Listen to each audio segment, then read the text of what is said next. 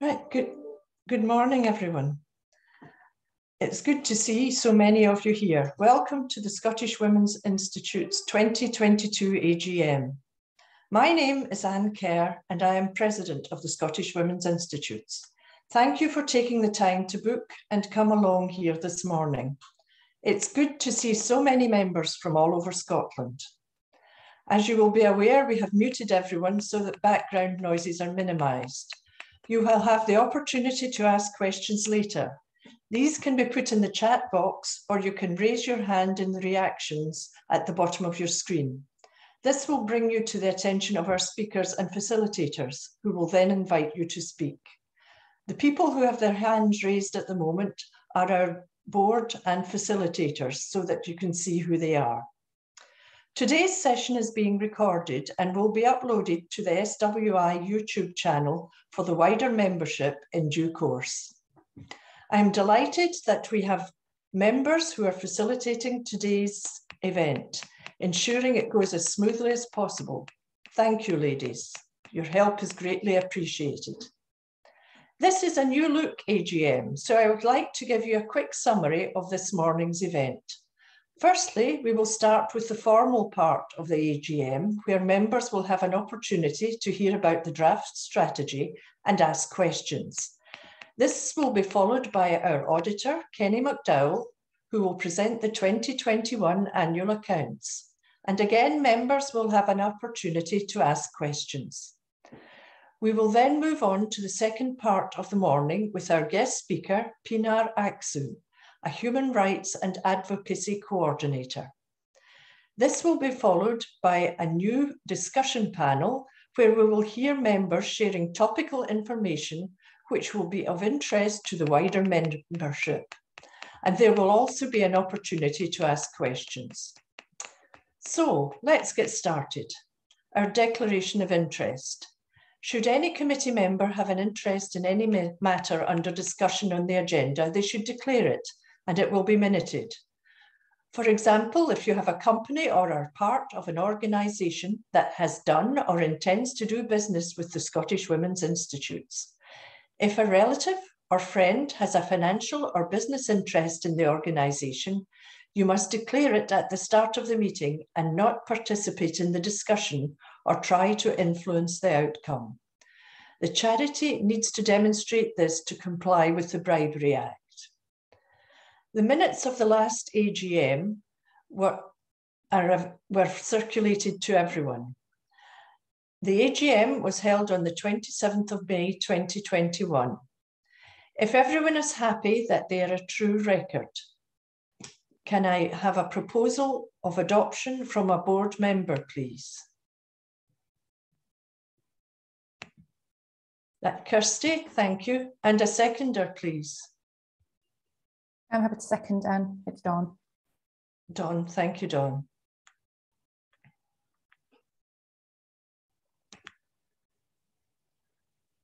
But now we move on to the President's report and strategy update.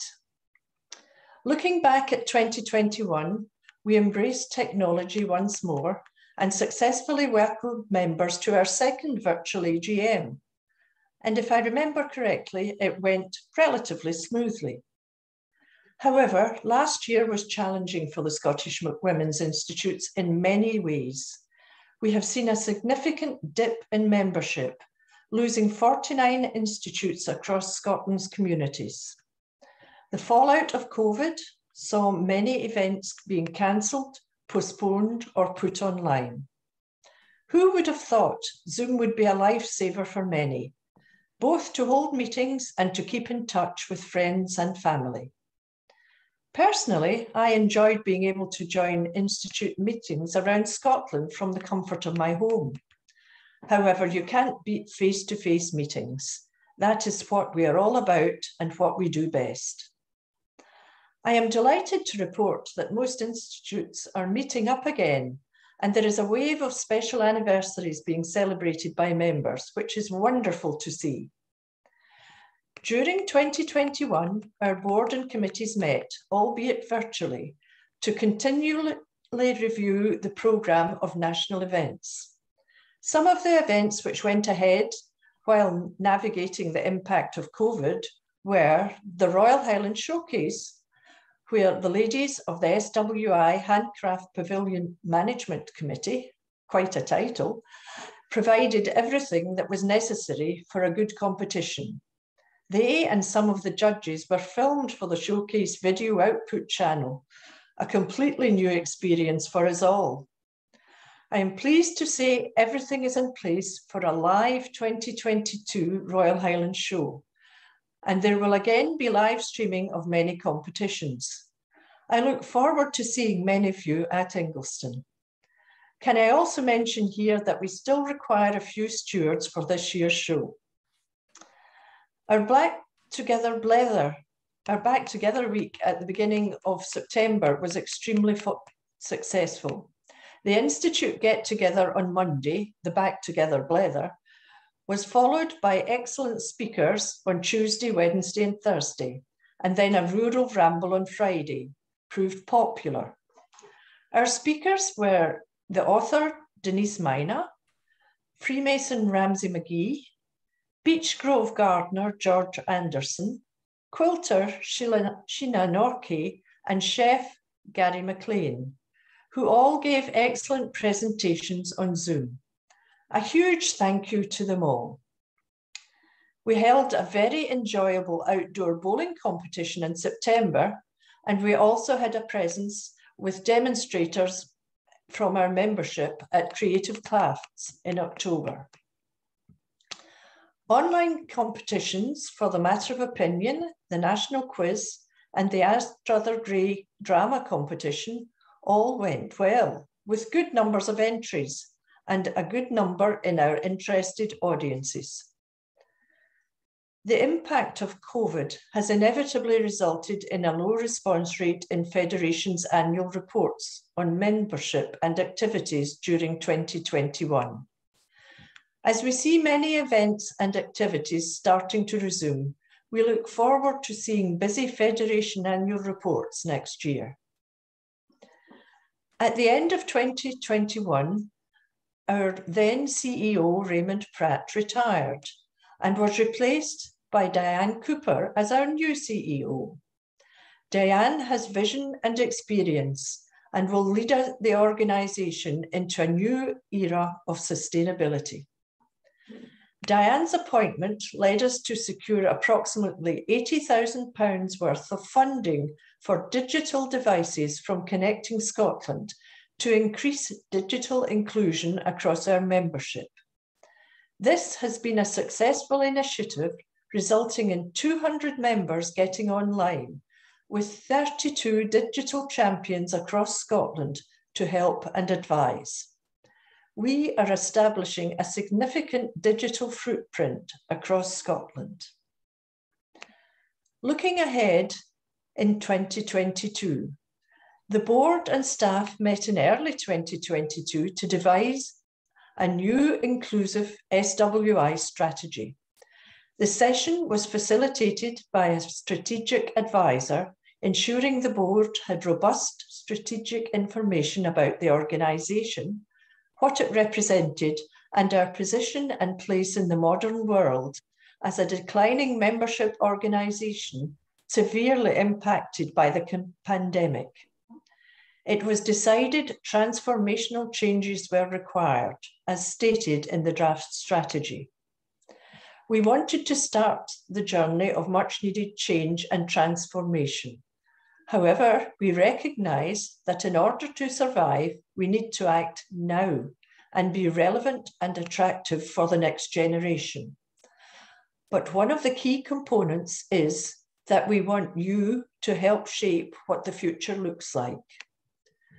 The new draft strategy, which sets out an ambitious proposal for the next 3 years, is available to you all, so we can change the future together. It is an easy-to-read document that outlines our aims and strategic priorities. Our aims are to undergo transformational change, to drive membership growth and add value, to achieve financial sustainability, and to be ambitious. Our 4 strategic priorities are, firstly, to implement significant change in the Constitution and internal operations. Secondly, to develop a comprehensive member-centric culture and membership strategy. Thirdly, to reduce costs and overheads and develop income diversification throughout the organisation. And lastly, to develop an ambitious plan for a visitor learning centre for all women in Scotland. The draft strategy can be found on the news section of the SWI website, and it is accompanied by a membership survey. The survey is entirely anonymous and is being carried out by a Scottish-based independent company, Research Resource. Individual members and groups of members can complete the survey either online or on paper. Digital champions around Scotland are willing to help complete the survey with members at a meeting or as a proxy. Since the launch last Friday, we have been informed that 496 members have submitted their responses, and there has been 1 group response. So if you haven't done so, please ensure you participate and spread the word about the survey. I'm delighted to be able to provide some initial highlights in the survey, which have been emailed to me in time for this AGM. They include, of the ladies who have completed the survey, 94% said that friendship is what they most valued about the SWI membership. 90% agree there is a need for change to protect the future of the SWI, and 58% prefer face-to-face training sessions. Ladies, please give us your views so that we are aware of the whole membership's views. To reach and gather as many member responses as possible, the consultation period will run until the 22nd of July. We would like as many members as possible to use this opportunity to let us know what you would like to keep, to change, to develop, and what you really enjoy about the organisation. Members have been in touch to ask some common questions, so I thought I would take the opportunity to briefly touch on those. On the magazine, as part of being financially sustainable as an organisation, we are having to review the viability of the current format of the magazine, Women Together. Its future format will be determined by the responses of members in the survey. On Heriot Row, our office building at Heriot Row is a beautiful townhouse, but is currently costly to maintain and upkeep. The building has needed significant repairs to the roof, which has taken 2 years of careful negotiation with the neighbours. It is now being repaired at a cost of £70,000 for the SWI. We have looked at upgrading the building for commercial leasing. However, the investment for upgrading significantly outweighs the benefits. In addition, the non-compliance to accessibility regulations rule out the building for many options. As a listed building, disabled access would have a high cost alone. The last estimate, which was in 2014, was £250,000. If members agree and we were to sell the office, any monies achieved would be invested back into the SWI to kickstart the strategy and funding for our future vision. Membership numbers. In the first quarter of this year, we had 8,749 members, 30 federations, and 508 institutes. However, in the last 2 weeks, we have had a spike in institutes deciding to close. Many institutes hold their AGMs in May. On a more positive note, we have a recruitment drive and toolkit for members, and we have started to see an increase in new members joining each month. In this month alone, we have had more than 75 members, new members. There are reasons, many reasons for institutes closing, including the key challenge of finding office bearers. A review of the Constitution would enable us to look at this and see how we can deformalise it so that it's not a barrier to the growth of the membership. I would like to open the session for questions. Please use the chat box or put your hand up and our facilitators will invite you to speak. Has anyone got some questions for us?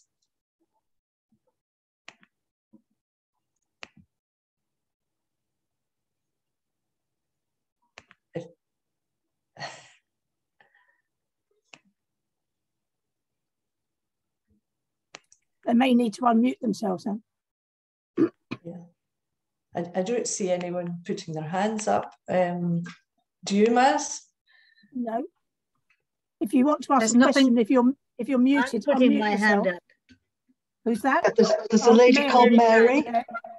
Yeah, Mary. There she is. Ah, thank you. I was very interested to hear what Mrs. Kerr had to say, particularly as she said that referred to Heriot Row as a townhouse, whereas I have a letter from her dated the 4th of August 2021. As you have said, houses in Heriot Row are greatly sought after, but our office is not a townhouse. I have been agitating for some time that Heriot Row must go, and I have been agitating for modernisation, and I would like, please, to encourage this. How is the board selected? The board seems to me to have been dragging its feet for many a long year, until recently. How are you selected? Is there a lawyer on the board? Is there an accountant on the board? I think all of these questions need to be addressed. Thank you. Right, thank you, Mary. Yes, we are part of a townhouse at Heriot Row, but it is currently, it is an office. It's not actually residential accommodation. That could be altered quite easily. It could be altered, yes. We are currently looking at that. No, we don't have a lawyer or an accountant on the board currently, but there is a provision for co-opted members, which we are going to be discussing at our next board meeting, which is in a fortnight. Excellent. I just hope that these reforms that you're suggesting are not too little too late. We hope so too. Yes, we very much hope so too. But we need the membership to agree to the change before we can take it forward. I think there is very real appetite for change amongst the membership. Okay, thank you, Mary. Thank you. And there were a couple on the questions on the chat. One is from Carol, and she asked, do members who join online pay fees? Yes, members who join online will pay fees, but they are being referred to local institutes. Okay. So they would pay there. That's okay, Carol. I see Anne Coleman, is it proposed to take headquarters and learning centre out of Edinburgh to a more rural and central location? Yes, we would be, and we would be moving probably out of Edinburgh. It will depend where we can get the most funding, where we would set up a learning centre. The reason I'm asking is most of the membership here in Argyll don't want to have the travel to Edinburgh and into the city to attend things that are supposed to be. I mean, it seems to us that ever since the rural was taken out the name, that the rural members have actually been a bit forgotten. Well, we're hoping to rectify that, Anne. I mean, we've discussed, haven't we, Anne, you know, the cost of being in Edinburgh, it wouldn't be in Edinburgh, but it does need to be somewhere, ideally centrally, but it needs to be somewhere that is accessible so that there's good transport links, either whether people are driving or whether people are coming on public transport. And it obviously depends on what locations are available as well and what funding is available. Okay, Anne, thank you. There's a lady called Christine. I'll just add the spotlight. Where's she gone? Oh, yeah. Down at the bottom, Anne. Yeah. Hello, Christine. She had a question. Hello. Our ladies were a bit surprised at the timing of the consultation, because it's just come at the end of the session when our ladies are off for the summer. We thought it might have been better to have it while the ladies were in session and not away on holiday and harder to get hold of, basically. That was just our question from West Lothian, was the timing of it. Well, we wanted to get it out as soon as possible, Christine, so it's going now. We're hoping that federations are encouraging members to fill it in, and some federations are holding an event to facilitate completion of the survey with their members. We're maybe a bit behind the times in that they're not all on email. They do tend to switch off, but I take your point that you wanted it done. Yes, we need to move on. Kirsty, did you have something to say there? I was just going to say that timing the consultation, we had the same issue as we do with collecting the levies. There's no right time, because some institutes meet all year, some meet over the summer months, and some meet over the winter months. So if we tried to get it right for everybody, we couldn't. We were always going to get it at the wrong time for some people, unfortunately. So we're just hoping that by trying all the different routes, that people will be able to give us their views, either as individuals or by completing a paper form or in a group. Thank you, Kirsty. Yeah. There's a couple of questions on the chat. Right.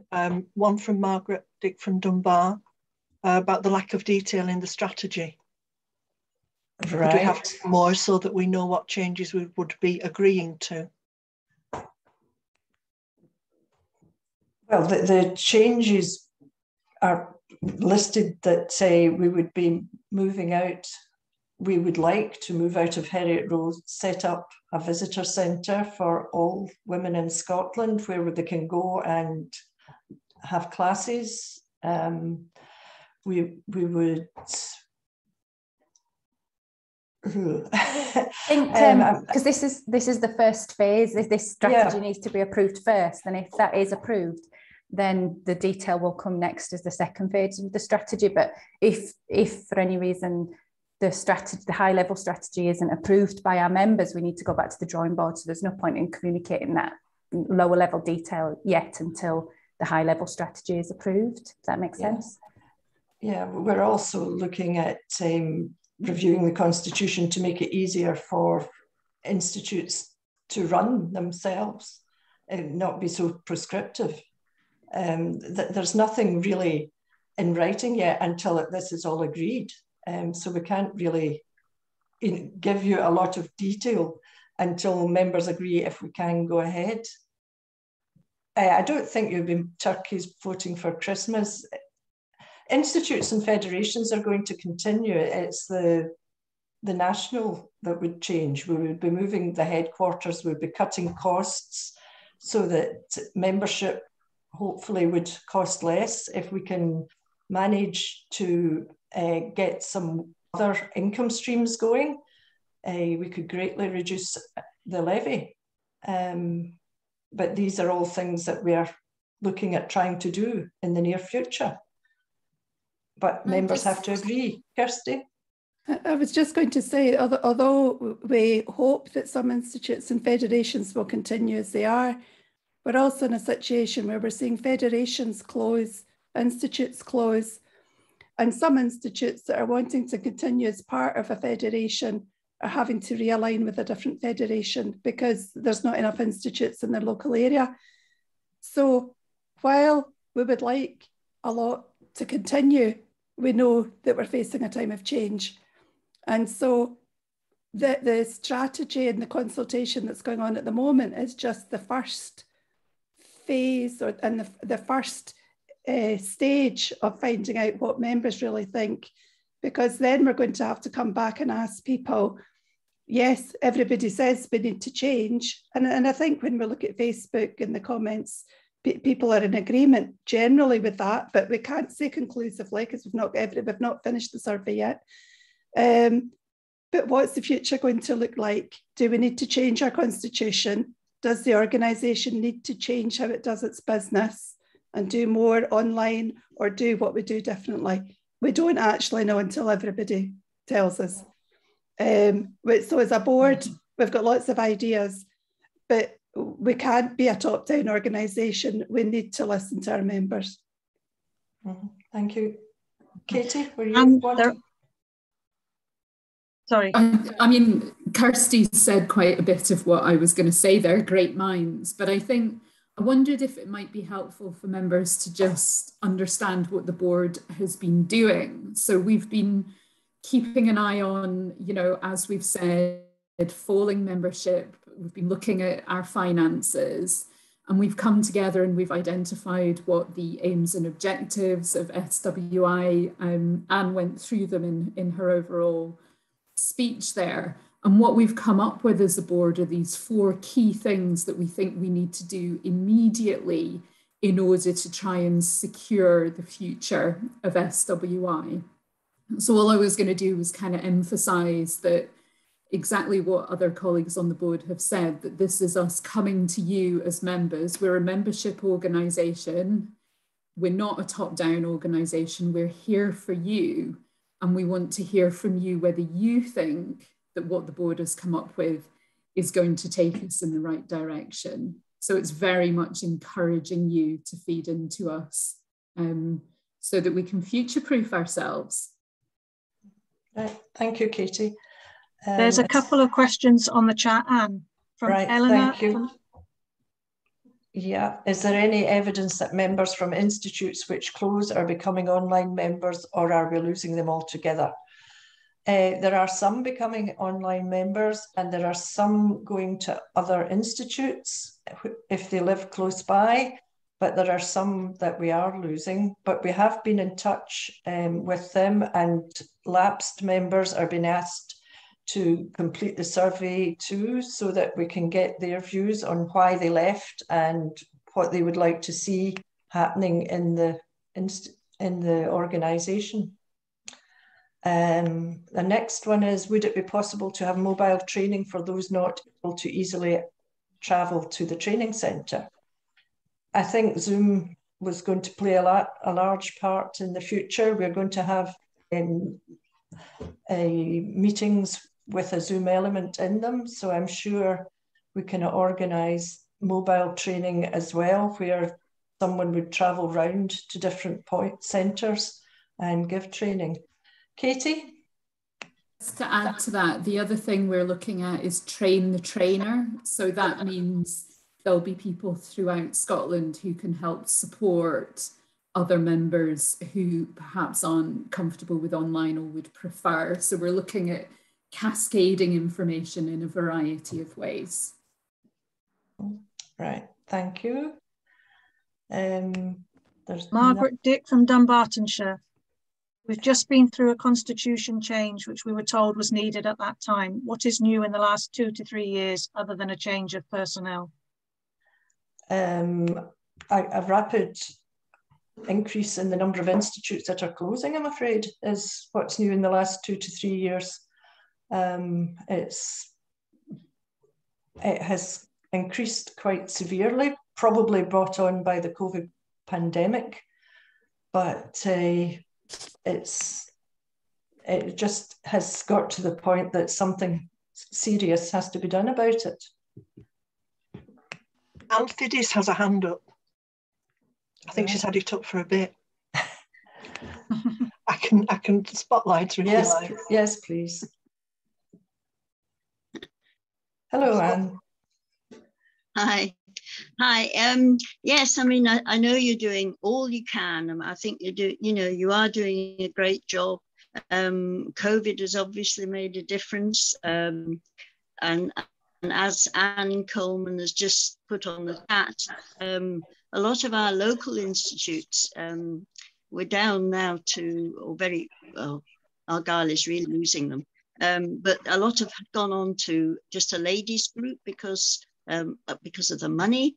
I think it all started with disagreements about the rural, but we need to claw it back because we still need the friendship and this sort of thing. And I think you're doing a great job. I'm sorry that it happened this time when, as somebody else has said, our meetings had just finished. And I got details of the strategy, I think the day after our meeting, and I'm thinking, how do I get to half the members who don't have internet? Do I have to copy out all this strategy? And I did ask headquarters for an easy copy, but it didn't come. So I'm thinking that all I can do is to almost have an extraordinary general meeting so that we get all together and I can do a group reply to you, because I don't think they'll be doing individual ones because so few of them are on the net and interested. You know, they'll do some things on the net, but not necessarily SWI. That's all. I'm not full of groans today because I think you are doing a great job. Thank you. Thank you, Anne. I think our time probably is about up for the questions just now, but could anyone who still has a question send them to future@swi.org.uk and you will get a response. Thank you. I'd now like to hand over to our Honorary Treasurer, Dawn Endine, who will introduce our auditor. Over to you, Dawn. Thank you very much. Can everyone hear me okay? Yes. Excellent. Yep. That's literally it. So I'd just like to introduce Kenny McDowell, who is from Safri Champness, who is our auditor. Kenny, have we got Kenny on the line? Yes, I am on the line if everyone can hear me. Yes. Excellent. So are you happy, Dawn, if I just take it forward from here? Yep. Go ahead. That's fine. Good morning, everyone, and thank you for this opportunity to speak to you all. That was quite a lively debate that I just was privy to, joining at 11:15. So that was good to see the engagement from the membership. I do wonder, actually, if I can share my screen. Is that possible? Do we know if I'm able to do that? Or do you need to do something, Dawn, at your end? Ailsa, are you able to make Kenny? Kenny should be able to share. That's fine. Excellent. Yeah. Let's see if this will work. Hopefully everyone can see that screen, Dawn. I can still yes, see you. thank So you, is that working for you? It is, yeah, thank you. So I guess all that really falls to me is just to explain your financial statements for the accounting year ended 31 December 2021. I appreciate this is probably quite small on your screen, but I will expand it as I go through the 2 or 3 pages that I wish to talk to. So essentially this page, which is page 15 of the annual report and accounts, is your statement of financial activity. And just to remind you, that's essentially your profit and loss or your income and expenditure for the year in question.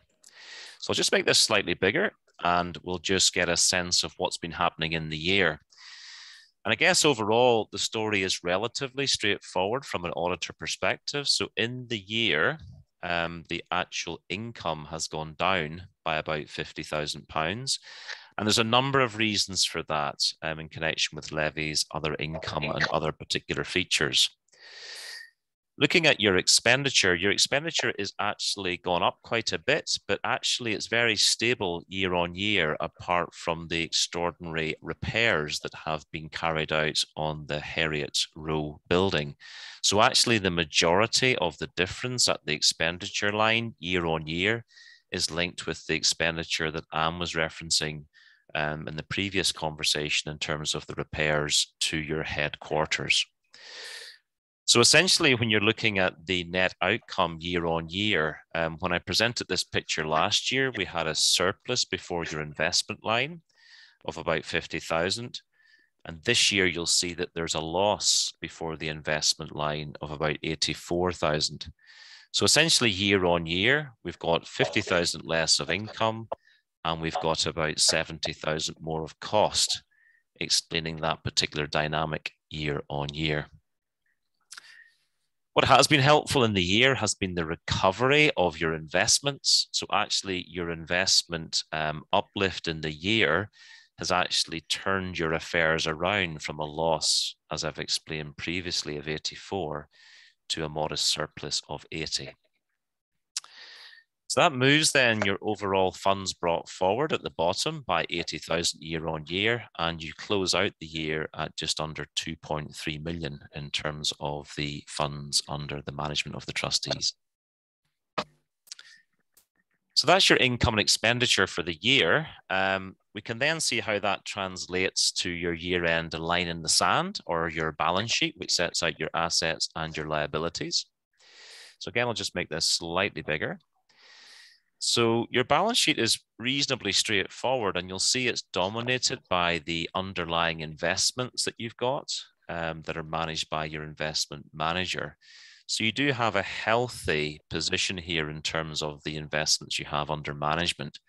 And you'll see that that in its own underpins the entire balance sheet, because the rest of it largely sets off. So you can look at this in a very simplistic way. Other things to note in this balance sheet, you'll see that there's tangible fixed assets at the top. Now, that actually includes your property at Heriot Row.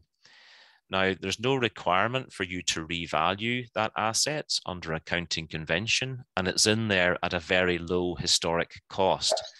So you'll see that this overall balance sheet is undervalued significantly, because I think we'll all accept that the Heriot Row property is of significant value to you. So I just want to make sure that everyone understands that that's not in there in terms of a current market value. Other things to note, cash in bank at the end of the year, down year on year, I think reflective of the loss that I've just explained on the previous page. I think the key thing for me as your auditor is very much this line, and this translates to what you've been talking about already in terms of the falling away of your membership, but also the decision that you've taken in the previous year just to subsidize, if you like, the membership levy level. So I think, you know, from my perspective, this balance sheet is solid, but you really have a strategic concern at this level, which you've all been talking about and which I've been really interested in terms of addressing what I would call the erosion of your raison d'etre, which is to make sure you've got a thriving membership. So in many ways, that's the key audit observation, is for you strategically to reverse that particular trend and to get the membership numbers up and to make sure you've got a thriving organization. But I have to say that you do have a great springboard to do so, because you are well capitalized with the investment levels that you've got. And as I say, the Heriot Row building is not fully represented in this balance sheet. So you do have significant reserves that you can call upon. So those are the headlines from the income and expenditure account and indeed the balance sheet. And then just relaying back to our own opinion, this is what we are required to report under, which is an audit opinion that covers a number of things. So the key things are these 3 bullet points. So you'll see that the first bullet point states that we are happy that the accounts give a true and fair view of your affairs as at the end of 31 December 2021. We're also happy that the accounts have been prepared in accordance with UK GAAP, which is an acronym for United Kingdom Generally Accepted Accounting Practice. And thirdly, and importantly, because of your regulated status, we are happy that these accounts have been prepared in accordance with charity law and regulation. And those are the 2 reference points there in terms of the 05 Act and the 2006 Accounts Regulations in Scotland. So I'll maybe pause there and just see if there are any questions on anything that I have discussed. But that really concludes my presentation to the AGM. Thank you. So I see Anne's had a question, which we'll come back to in a moment, but does anyone have any questions specifically for Kenny on the statements?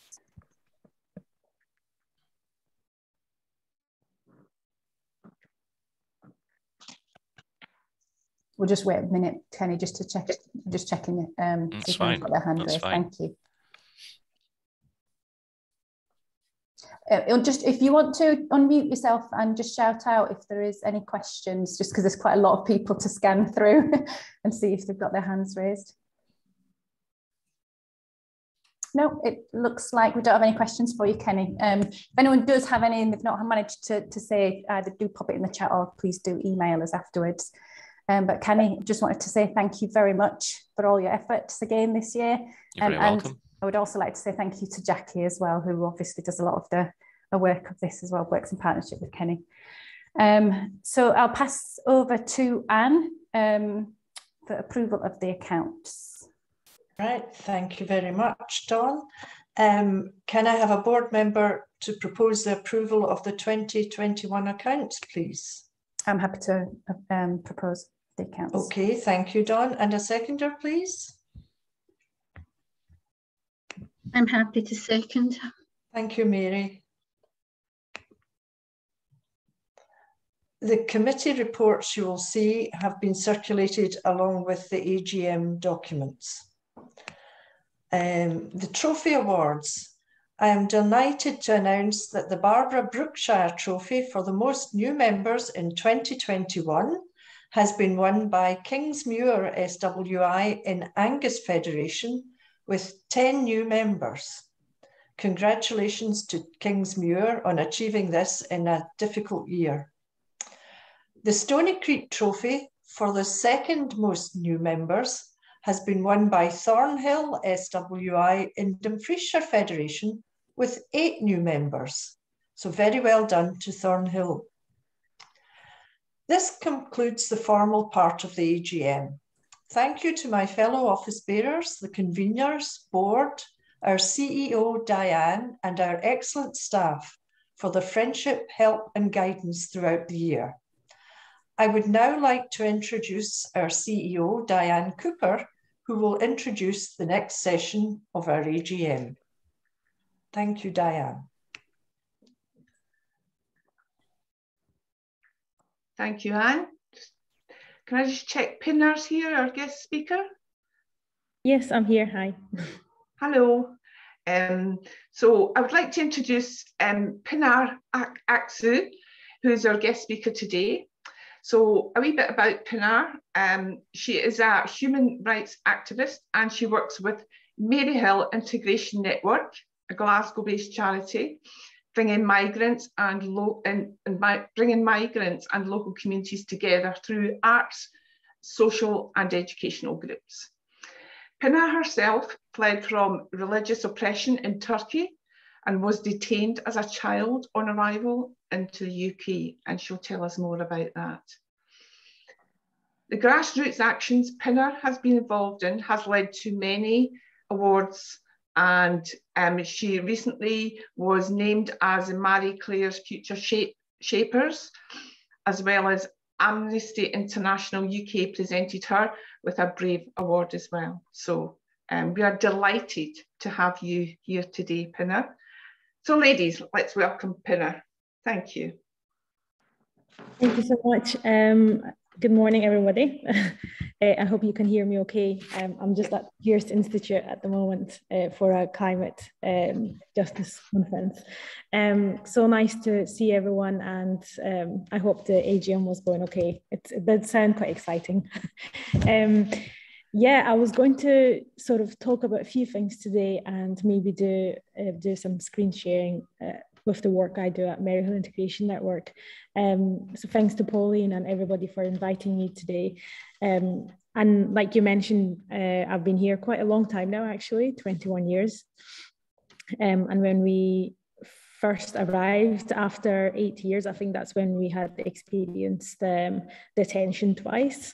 And I was at the age of, I think I was 15 or 16 then, when my family experienced detention, and myself as well. And with campaigning and with support from everyone, we were out from detention after 2 months. And it was from then where my activism sort of started, because I wasn't aware of what was going on. And as I was made aware, of what was going on, I sort of realized that it was not fair and it was not just with some of the experiences and also what had happened to my family and many other families as well in terms of experiencing detention in such a way. So since then, I've been campaigning in this area of welcoming people, of creating a safe space in communities. Sorry, I think someone, oh, there you go.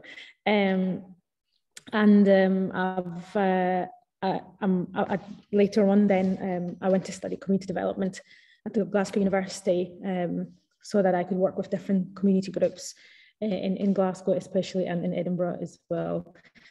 And also after that, I went on to study human rights and international politics, again at Glasgow University, which was really eye-opening for me in terms of learning about different aspects of providing people protection and what is human rights and international protection that people has as well.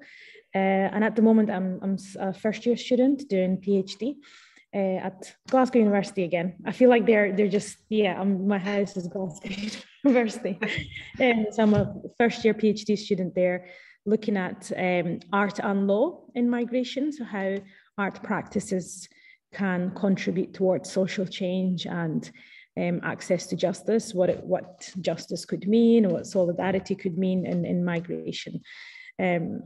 So far it's going good. I've passed the first year, so I'm glad about that. There's another 2 years to go. No pressure, but it's all good. And I guess in terms of for today's topic, which was to talk more about experiences of young people and women when they're seeking asylum and refuge. There's a lot of issues that people are experiencing, especially when they arrive here as I would say, young children who without parents, so unaccompanied refugee children who arrive here. There's been lots of issues, especially with the Nationality and Borders Bill, which recently passed and became an act as well. So I could see that there's going to be a lot of issues for the young people who arrived via that route. In terms of for the women, there's again lots of issues. So what I thought might be quite useful is I was just going to screen share with some of the work we do at Maryhill Integration Network and just cover about some of the problems that people experience and face. I hope you can see the screen all okay. I think you've sort of introduced the organization and some of the things we do. So we are based in the Maryhill area in Glasgow, and we usually, all of our programs are decided and led by the groups that we work with. So we design the programs according to what people need. And actually this year we are celebrating our 21st anniversary. So it's been going on since 2001. And it was set up back in the day, it was set up by some local people from Maryhill, a few of the local churches, and also our director who retired recently was from Kosovo. So he was evacuated from the Kosovo War, who arrived here as a refugee. I'm just going to move. And as I said, most of the way that we work is we try to bring people's experiences, people's expertise that they have within the groups that we work with. We have a lot of groups, which is a mixed gender that we work with. So we have like Family Nest Group, Men Voices, Women's Group, Men's Group, and we have a Joyous Choir. I don't know if I'll share the link to their amazing songs that they've had created recently. We've got an art group, well-being group as well, and we do a lot of partnership work as well with other people. I guess in terms of the concerns that we have been experiencing, especially for people in the asylum process, the pandemic have highlighted the ongoing issues. I'm not sure if everybody knows, but a lot of the people were evicted from their homes into hotel accommodations. And this was one of the biggest problems that we have experienced. So it was when people seek asylum in here, they're housed by Mears, which is a private company contracted by the Home Office. So they find houses in Glasgow, and then asylum seekers are put into these houses. So what had happened was people were taken from their homes and then put into hotel accommodations at the beginning of the pandemic as a means of saying that they would be housed better and looked after better.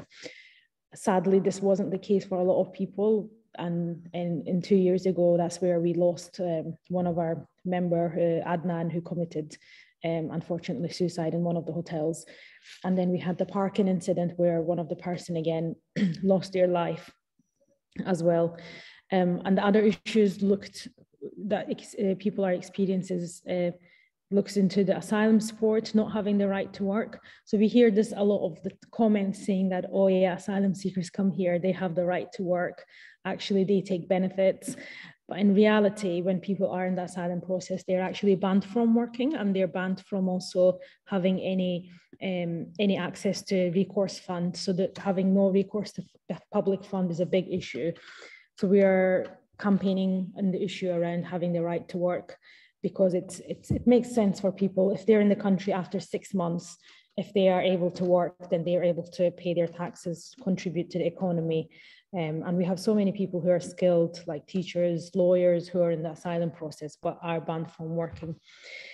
The biggest issue we had witnessed was the new mother and baby unit, which was where the new moms and single moms with kids under the age of 2 were taken from their homes and put into a mother and baby unit. So they had created this mother and baby unit where they put the moms and babies in there. And that was a huge concern for us, because they had about 40 different nationalities in this old school that was turned into a mother and baby unit, where the places that the women and the children stayed were really crowded. It was just one single room, the kitchen in the same room, the bedroom in the same room, and the bathroom in the same room. So it was like a cell, I would call it, where I had went to visit the space as well. And this was one of the biggest problems that the women and the mothers and the women have experienced. And sadly, this place is still being used, which is a huge concern. And we try to raise awareness about it, why it makes more sense for the women and the single women to be placed into normal housing rather than into a unit where they're having to live with different nationalities and with different women at the same time. Just to briefly pass over some of the other work we do, which is the group I run called Women Voices Group, more of an advocacy group, looking at different campaigns. Since the pandemic, we've done a lot of campaign, especially with the right to work, where we try to raise awareness about people having access to work, like I mentioned. We've got a men's group as well who do a lot of outdoor trips. Just going to pass by. We've got a gardening club, which is beautiful, where people come on every Tuesday morning and plant seeds, and we have lots of tomatoes at the moment, and what was the other one? Peppers, well, chilies at the moment, which is growing. The Family NS group is a really good group, which was set up by our Munir, who was from Syria, to welcome the Syrian families when they first arrived in 2016. But now it's a group which is open to everybody, welcoming different families from different nationalities, especially for children as well. We did a lot of outreach work in terms of working with the schools to raise awareness about what is migration, how do we welcome people. And this was one of our exhibition we had at GOMA, the Gallery of Museum of Arts, Modern Arts in Glasgow City Centre. Just briefly passing through the art group as well and the Conversation Club. This is my favorite group because it was set up and we do a lot of knitting, where it's called Knit for Unity, where we're taking a break at the moment because of just recruiting new people. But what we do is we knit lots of hats, cardigans, blankets, and we send it to different refugee camps across the world. And we also knit for the Glasgow Hospital as well, and here the Queen Elizabeth Hospital for newborn babies. and also to different charities who provide help in rough sleeping in Glasgow. And I think, Pauline, I don't know if there's a stalk of wool behind you, but I was eyeing that. I don't know if that it is a wool, yeah. I was eyeing that nice stalk of wool there. I was like, that is good. That's one of the other women, one of the other group as well. When one of the key issues again is when people have their papers, so after they have refugee status, there's a huge gap in becoming part of the society. So we do partnership with the Scottish Refugee Council, with the Integration Service, so that people have awareness about their rights. And this is my favorite group, which is the Joyce Choir. It's a group for women only, where different women come together and they share songs, they share their music. And it's been going on for actually more than 10 years now. And they've created a song called Welcome Home. I'll share the link afterwards with Pauline if you want to share it around.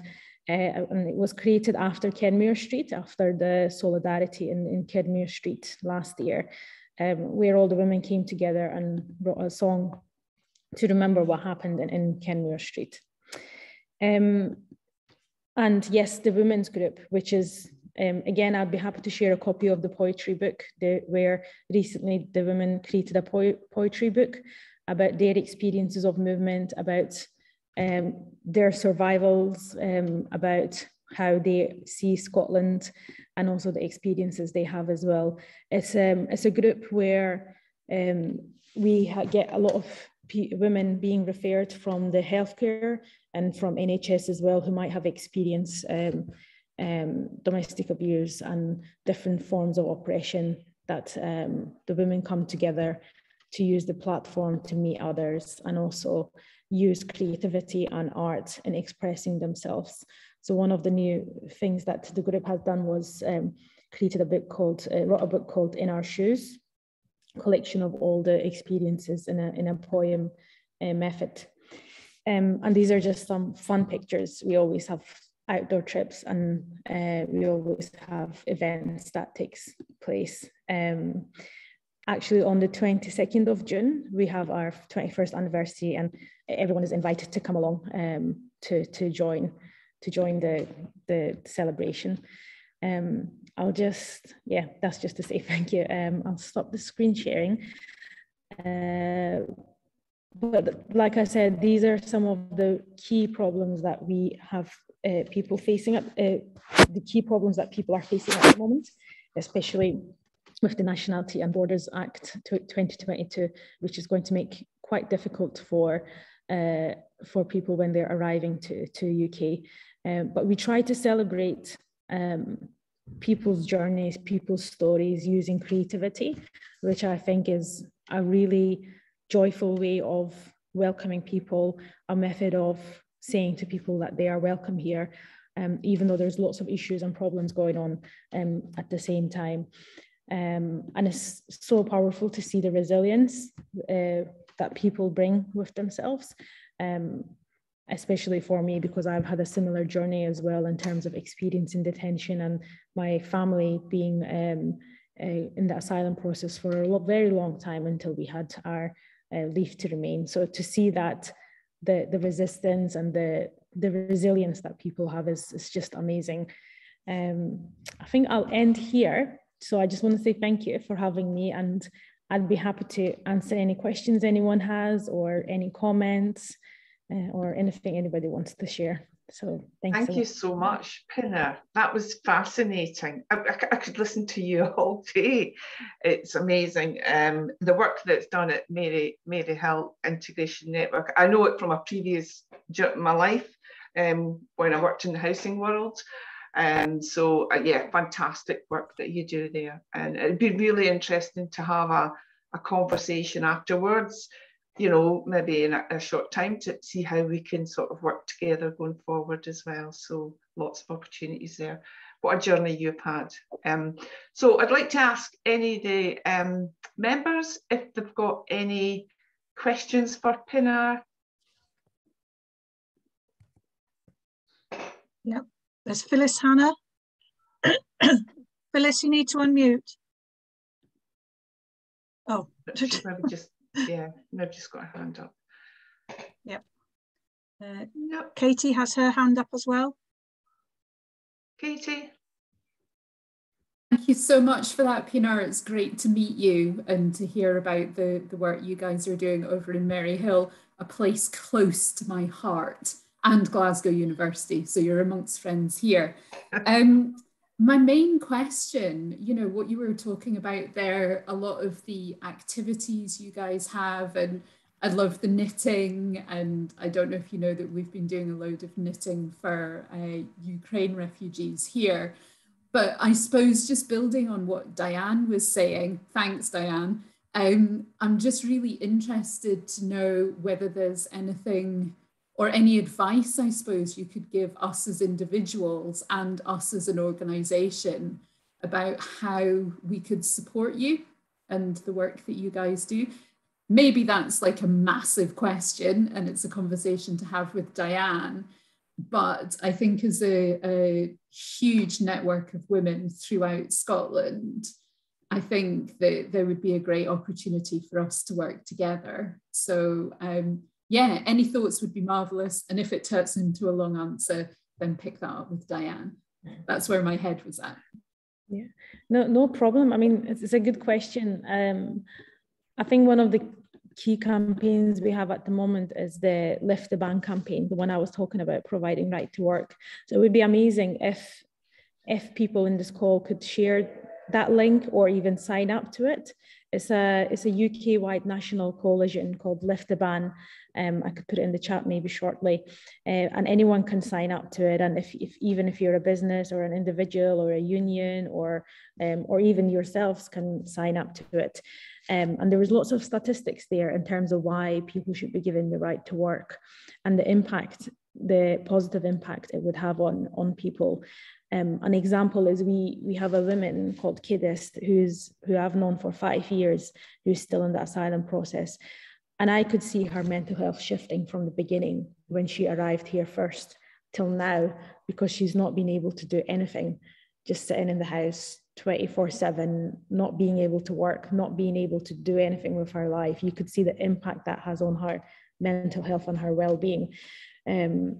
And that's just soul-breaking to see that somebody who is actually skilled, young, who could be in the workplace, just moving on with their life, who are not able to do that. So I would say just reading up on that, maybe signing up to it, even holding events to understand the journeys that people have and the experiences that people are going through. I find that really powerful.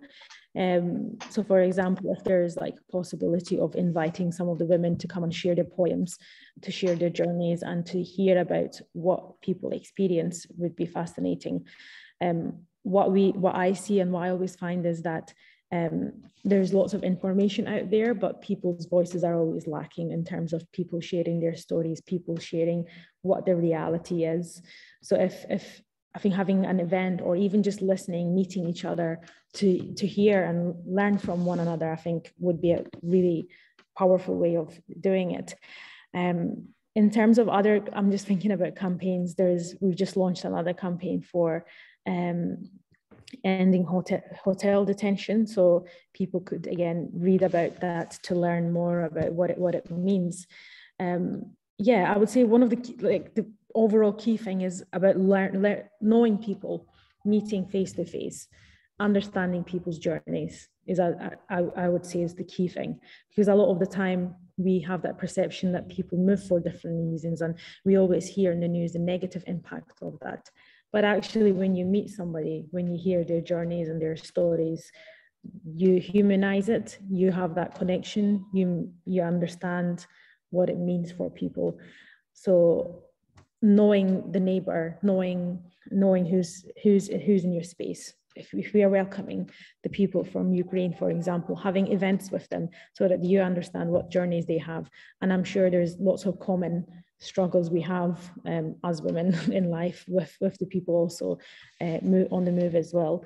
So I think, yeah, methods of these things would be fascinating. And like I said, everyone is welcome. Well, if everybody on this call joins, there would be quite a capacity, but everyone is welcome to come to the 21st anniversary at Men as well, so that you can, you know, we can celebrate together of working with people and welcoming people in the communities. Yeah, maybe not everybody on this call, but yeah. That's great. Thank you so much, Pinner. That was fascinating, and yes, absolutely, we'll pick up some things we can learn from each other. Definitely, and thank you, Katie, for that question. Any other questions out there? Can't see anybody at the moment, Pinner. I would just like to say a huge thank you, absolutely, I'm quite excited thinking about what we could do together, actually. That's my head going already. So we'll certainly be in touch and take things forward, and thank you for everything. It's great to see you here today. You take care. Thank you. Thanks for having me, and yeah, I hope the rest of the meeting goes well. Thanks. Thank you. Thank you. Now, what we're going to do next is have our first ever member panel session, which is new and something different. We will actually, it's going to be facilitated by the members as well, which is fantastic. So I'm going to hand you across to Polly and Maz and Ruth. I can't actually see them at the moment, but I'll just hand you across and they'll introduce our panel members. Thank you. Thanks very much, Diane. I'd like to introduce two panel members today. We've got Kay Young, who will talk about funding, and Kay is from Daligles. Is that how you pronounce it, Kay? And for Fiona Mead from the Dean Devers in Aberdeenshire. Okay. Hello.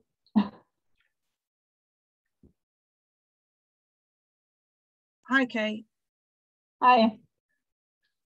Have I just started? Yeah, could I just ask any board members to lower their hands on the screen? And could I ask the panel members to raise their hands on the screen, please? That's great. Thank you. Good morning, everyone. It's good to see so many members joining in the AGM. Suddenly the nerves have kicked in, but I hope you managed to listen to me and I don't go too fast. I am Kay Young, Federation President of Ayrshire, and I've been asked to give some pointers on how to find funding for your institute and or your federation to help with events or running costs. I obviously was in the wrong place at the wrong time when Pauline twisted my arm up my back. There are many avenues to explore in finding donors willing to help with fundraising. A good place to start is with your local council authority for finding grants. They were very helpful. You fill in a brief details online of your project that you would like help with, and they'll come back to you with many pages of companies and organisations offering funding with details of all the criteria required and deadlines, etc., suited to your project. The most important thing is that you read the criteria carefully and submit the correct documentation before the deadline. Search for Grants Online Scotland, and here are a few that you could try, which seem relatively straightforward. There's the SCVO, which is a free online search engine for funding opportunities across Scotland. Funding Scotland also provides sources of funding for rural communities and educational projects, and also promote applications to benefit and help social welfare of people in rural communities, one of which is the NFU Charitable Trust, which are willing to help as well.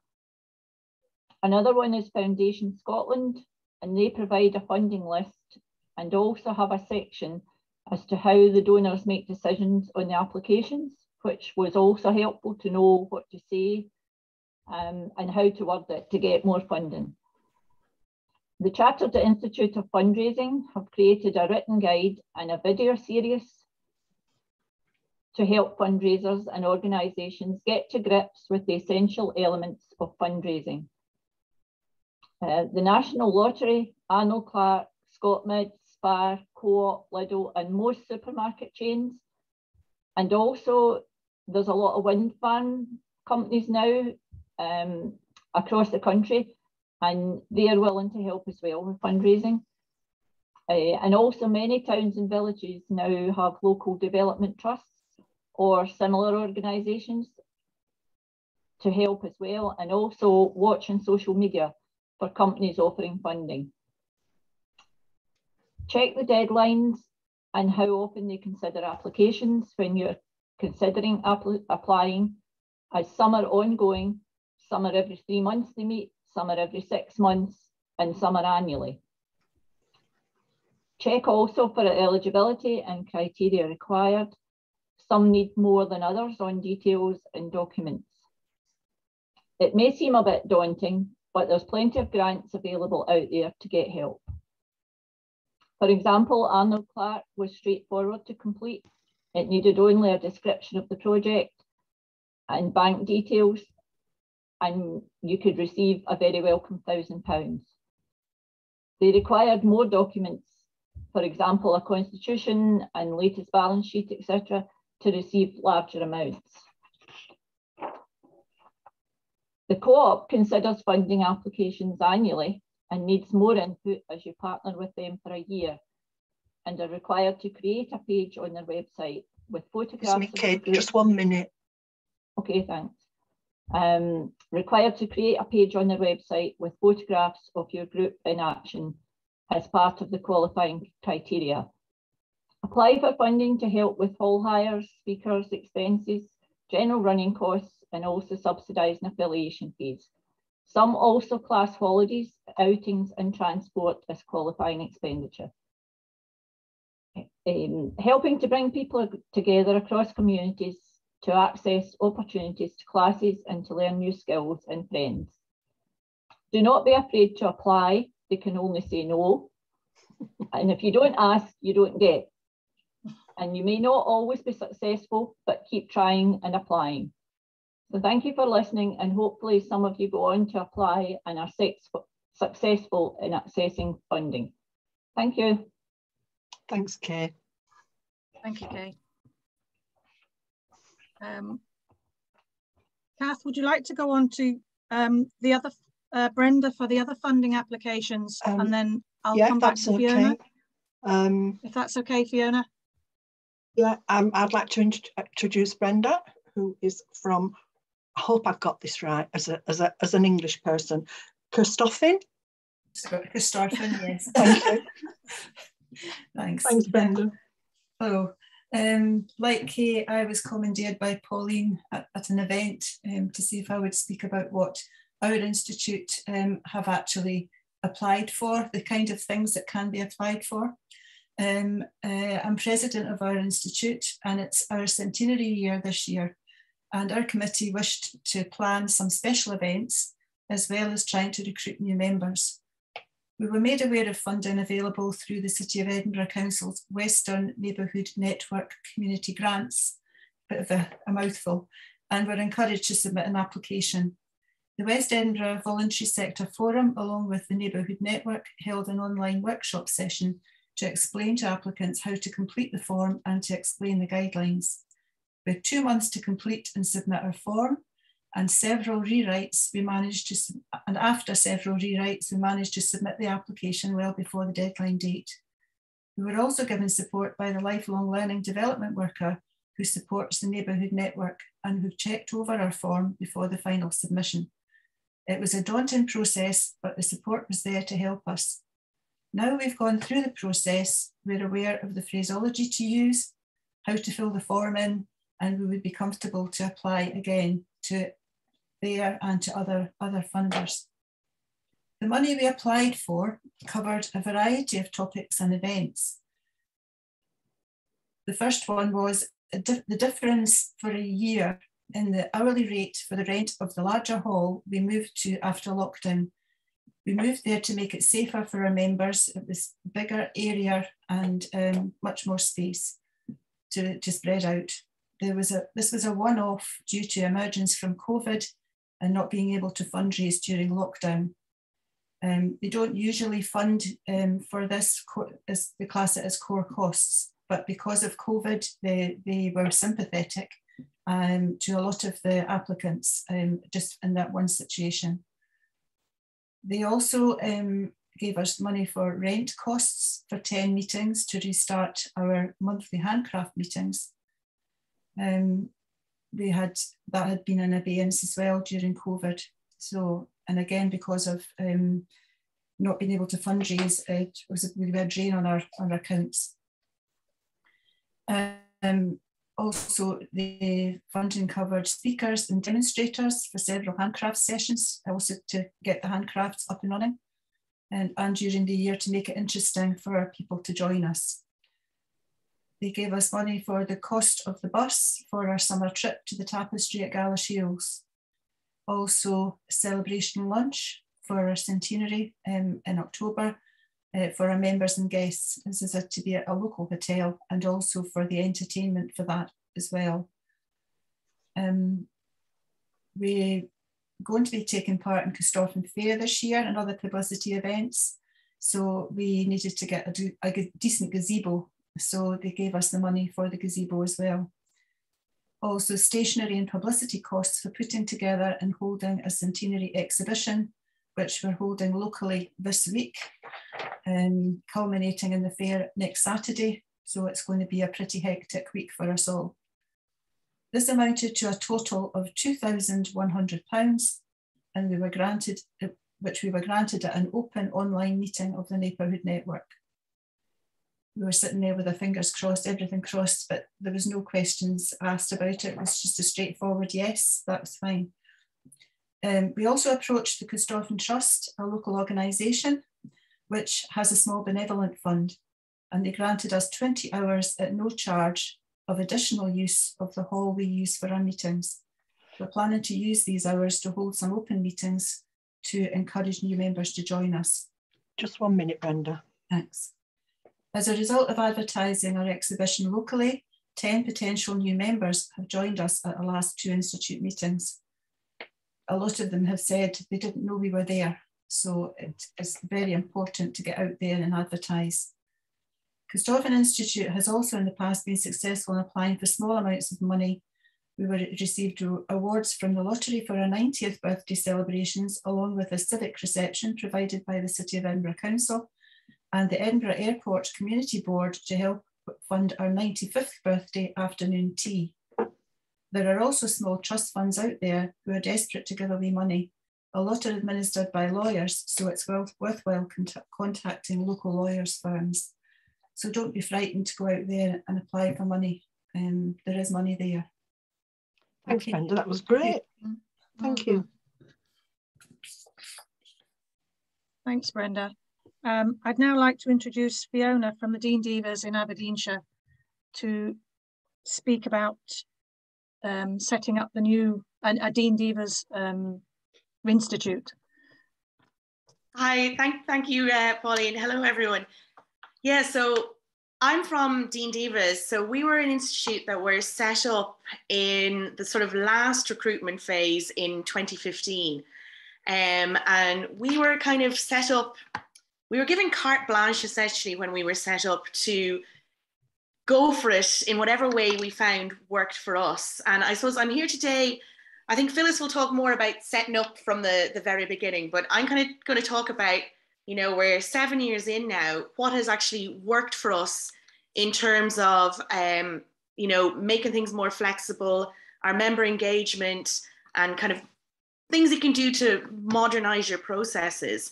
Particularly because things have gone very well for the Dean Divas. We currently have 60 members, and at the moment our membership is actually sort of closed. We're kind of on a one in, one out basis at the moment, just for the sake of our hall, so we can fit everyone in. And I'm going to talk really about 3 main things that we do that sort of works for us. And it ties in quite nicely with what Brenda was saying too. I'm going to talk about communication, I'm going to talk about money, and I'm going to talk about our meetings. And I think having a good communication system is really important if you're going to be recruiting or if you're sort of rebranding yourselves. We have an institute email address so that everything goes to the institute email address, which works really well.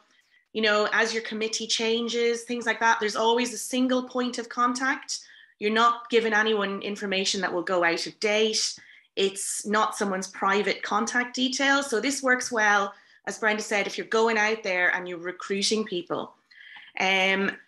We also have a Facebook page, and we get a huge amount of members through Facebook because, you know, the way the sort of algorithm will throw stuff up to local people if you're posting about crafts, things like that. And people often like the page and then, you know, gradually then build up the confidence to come to a meeting. So I'd advise everyone to build yourselves a Facebook page and have yourselves a sort of official email address. And that gives a real kind of point of contact for people to even find you. And also you get to like all other institutes' Facebook pages, see what they're doing, create a network and get ideas. And the amount of people who contact me through Facebook from the SWRI around the country is just amazing. It's so lovely to hear from people.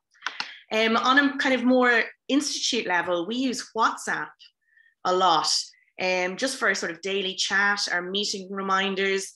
It sort of builds a community day to day outside of the meetings. And it's also where we have our committee meetings. It's all very, very informal, and it means things are done in a very reactive way. So for those who are saying that they couldn't, you know, contact people about the survey, I just put a link on the WhatsApp and it goes to everyone. It's sort of a less formal version of an email list. I'll be quick because I have a lot to say in a short time. In terms of money, this is the key thing that's different about the Dean Divas, is that we do online banking. We charge our members a £20 joining fee when they join initially, and then it's £5 per month every month thereafter. And when you think about it, that's £60. Well, for a normal year after you've paid your 20, it's £60 a year, which if you're charging £3 a month at your meeting and the £28, it's probably no different to what most people are paying anyway. But the difference is that because it's the standing order, you get it whether the person comes to the meeting or not. And it just gives you that sort of guaranteed income stream. 1 minute, please, Fiona. Sorry. On the small scale, then we just pay our dues straight from our bank account. And that helps fund our meetings. And my sort of final point on your meetings is don't feel too rigid. I know a lot of people are trying to pull their syllabuses together at the moment and, you know, are trying to feel the pressure to plan for a year. Plan for 2 months, 3 months. Be a little bit more reactive to what's going on in your community. If there's events coming up, take advantage of those. Keep an eye on your library. Take some risks. You know, if there's something big coming along, chance your arm and ask people. The worst they'll say is no, and you just ask the next person on the list. And what I would really encourage people is that as we're having this recruitment drive, so many institutes are stopping for the summer. And I know historically this was because, you know, we're rural. I'm from a farm myself. You had to be helping with the harvest. There was a lot of jobs. There was all that sort of stuff. And it still happens on the farm at home. But in Scotland, June, July, August, it's the best of the weather. There's so much on. We're really recruiting. And I would encourage institutes to keep meeting over the summer, maybe in a more informal way.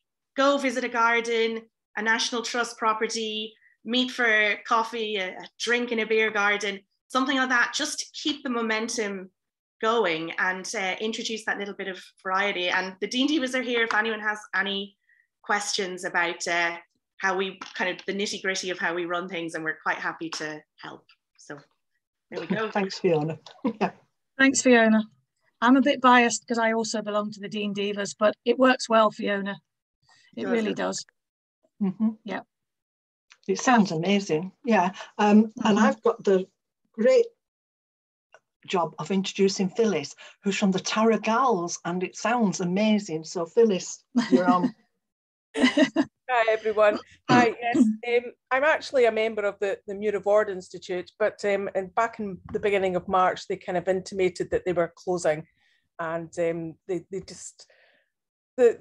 it was the accumulation of like the dwindling age of the membership, COVID-19, and the committee had literally been doing everything in the village for the past 20 years.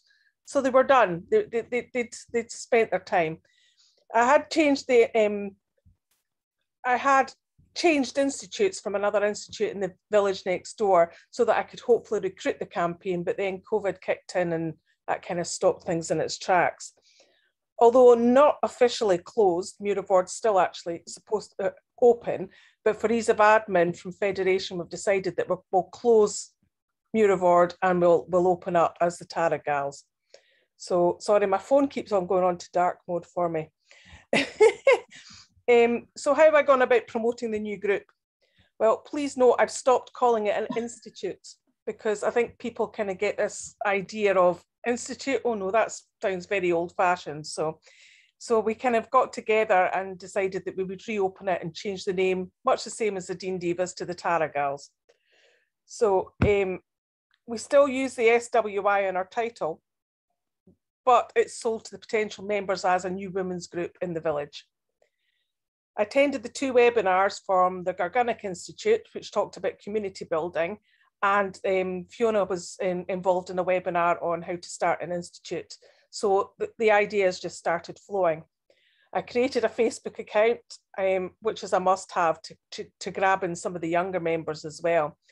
And I work in the village shop, so I've got the perfect opportunity to be handing out leaflets and talking to people and grabbing people of all ages, because I want it to be an intergenerational group. I want the young ones, I want the old ones. A lot of our older members from the older institute don't want to come out at night, so I'm trying to keep them involved as well. But at the moment, all I'm trying to do is build up on the numbers.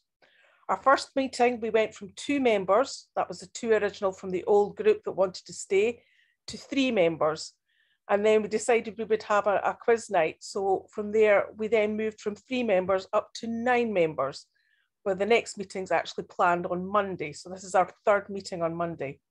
The big plan is to follow the similar route to the Dean Divas and have the members paying by standing order every month. The bank account finally got finalised yesterday, so we're getting there. We haven't spoken about the money yet, although I have mentioned it in an introduction leaflet that I've given to all the new people as they come in the door. My intention at the moment is just to try and get bums on seats.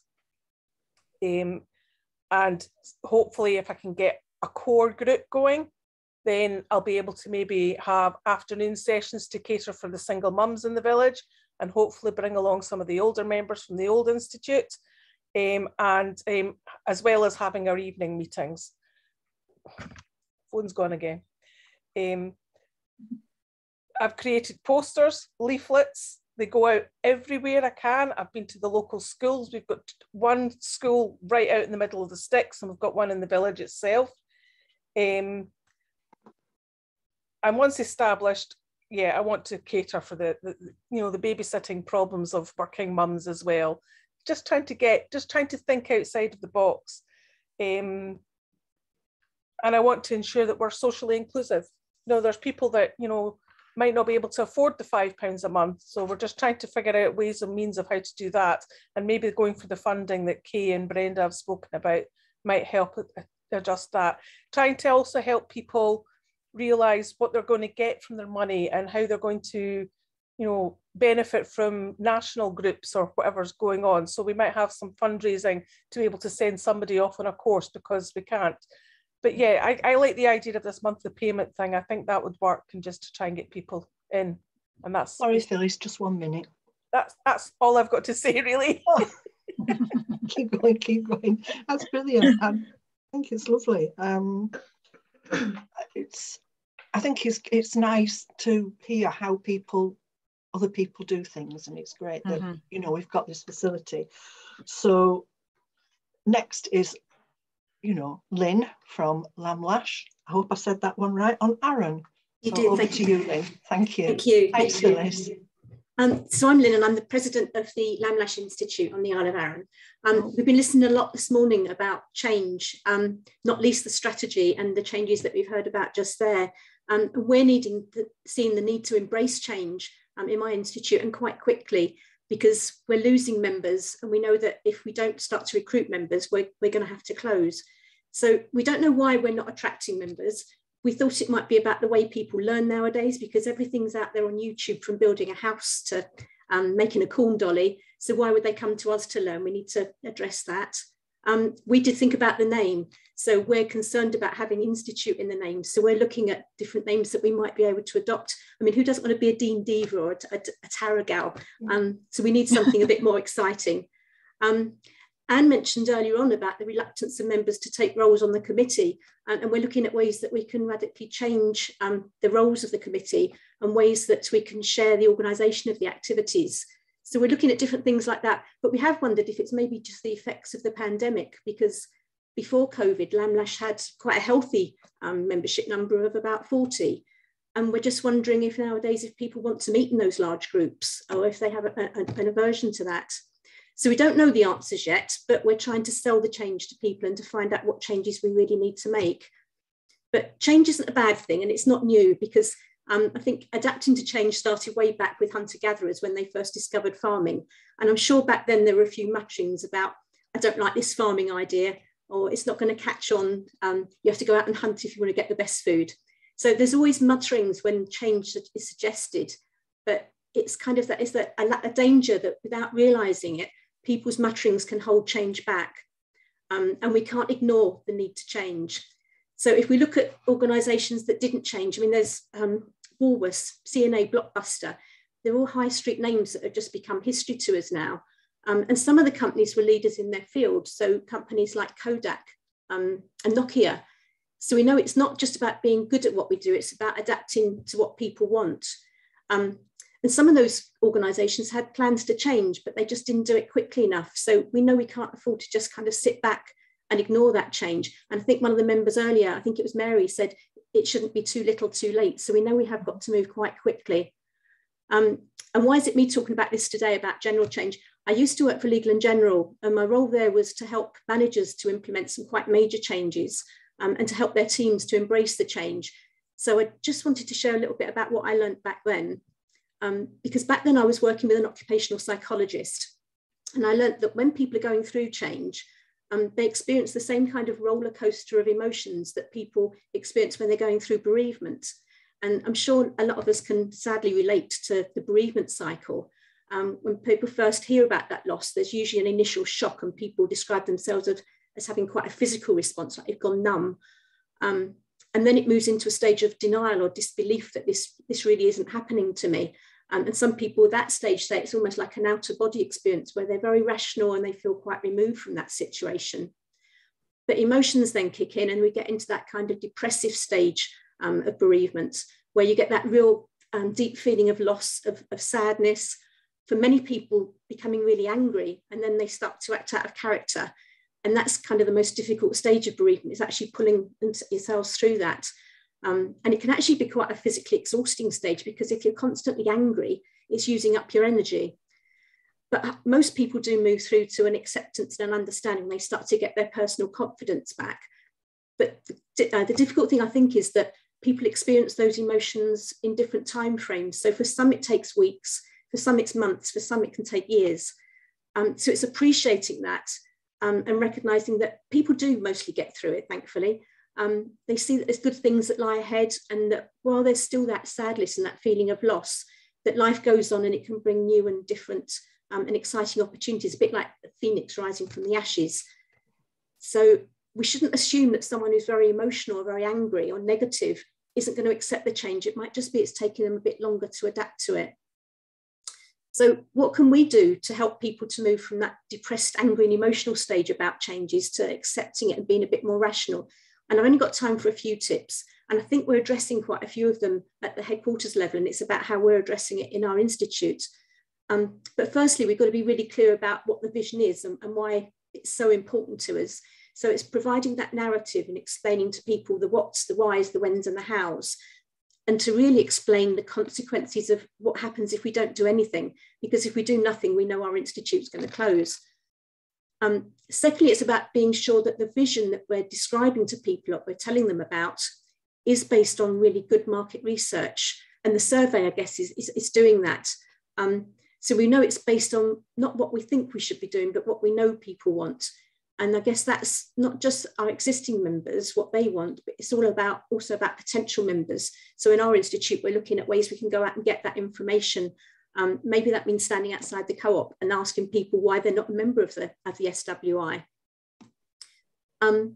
Thirdly, and Fiona mentioned this a bit, which is about the need for them to be... Just 1 minute. Thank you, I'm nearly there. So Fiona mentioned about needing to have a really clear and very speedy communication or briefing structure. And that needs to be from top to bottom. So from the Institute committee, we can make sure our members know about information, but we also need to make sure it provides a bottom to top communication structure as well, so that people can feed things back to us.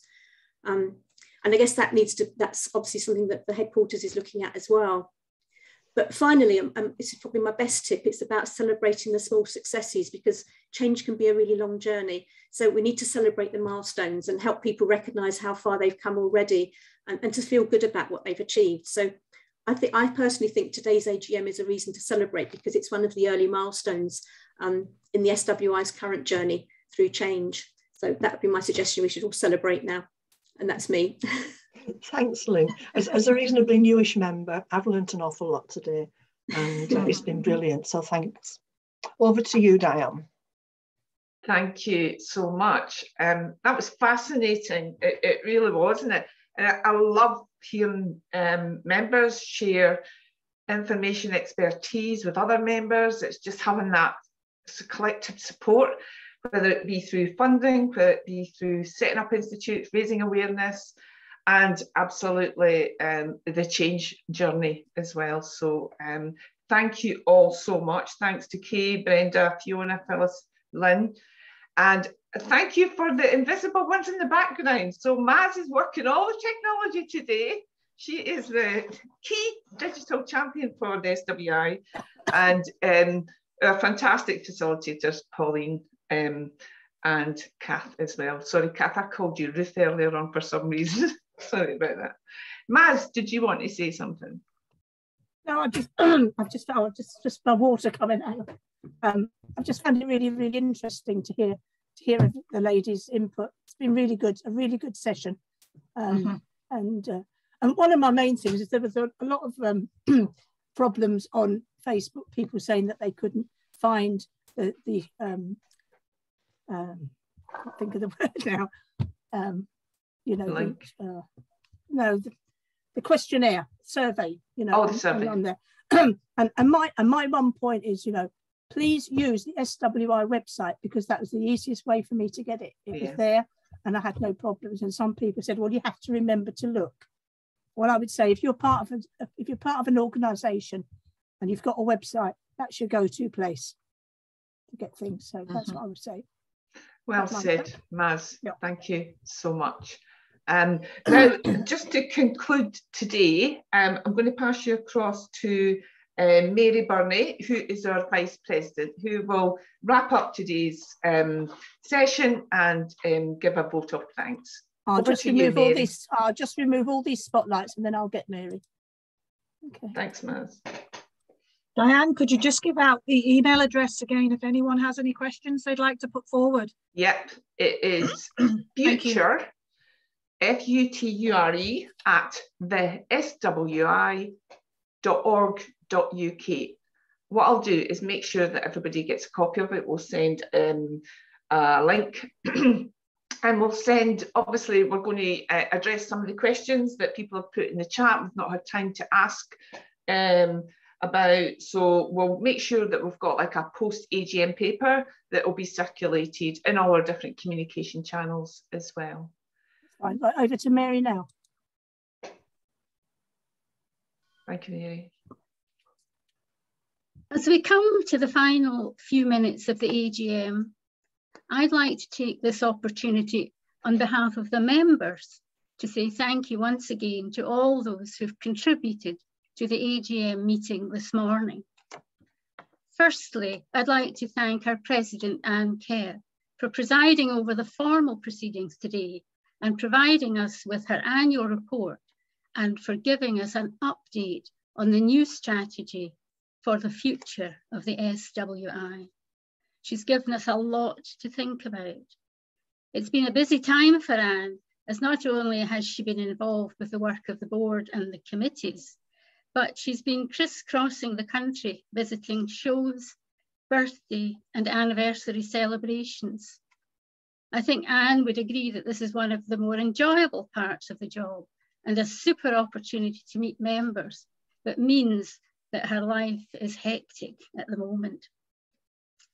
Thanks also go to our Honorary Treasurer, Dawn Ending, and our Auditor, Kenny McDowell from Safari Champness, for leading us through the complexities of the annual accounts and answering questions afterwards. Reports from the committees were circulated prior to the meeting, and I'd like to thank Liz Hay, Handcrafts and Home Skills Convener, Jessie Meikle, Education and International Convener, and Nan Brown, Communications Convener, for preparing them and also for chairing the respective committees during the last year. Diane Cooper, our new CEO, introduced a new format for the second half of the meeting so that we had more than business to listen to this morning. We thank her for inviting Pinar Aksu, our guest speaker, to be with us this morning. And Pinar, we thank you for taking the time to give us such a fascinating insight into your work with the Maryhill Integration Network Glasgow. We enjoyed hearing about your human rights and advocacy role and about the different groups that have been set up. Many of your activities reflect much of what we do. Thank you for the links to the song and to the ban, Lift the Ban. We'll explore these later on. Our next new innovation was the member panel. As a member organisation, it's great to hear what other members are doing. Kay, Brenda, Fiona, Phyllis and Lynn have shown us what can be done, how it can be done, and how we can enjoy the resulting successes. Many thanks to you all for agreeing to participate in the panel session, and hopefully this is a format that can be developed further. Finally, to our own A-team, the hard-working members of the Board of Trustees, all committee members, the SWI staff, and Maz Thorne, Pauline Brown, and Kath Hewson, the wizards working away in the background to facilitate the smooth running of the technical aspects of the meeting today. The meeting has been member-led, and the wider membership now also have an opportunity to be involved with shaping the future path through the member consultation survey. Please complete it if you haven't done so already. At the last two AGMs, the board has reported that change is needed to address the challenges posed through our continued decline in membership and the increased running costs of the organisation. Following the prolonged period of lockdown, we are now gradually starting to get together again, but the challenges that we face are now greater than ever. However, I think the one thing that has emerged from the meeting today is that we all have the same focus, a strong desire to ensure that this wonderful organisation continues, is revitalised and thrives again, so that women from all walks of life in Scotland can continue to enjoy the sharing of skills, the fun and the friendship which the SWI offers. My last thank you is to you all for attending this morning. We appreciate your time and look forward to seeing you all at events soon. Although this is a virtual meeting, I think we can manage a hearty vote of thanks in the usual way.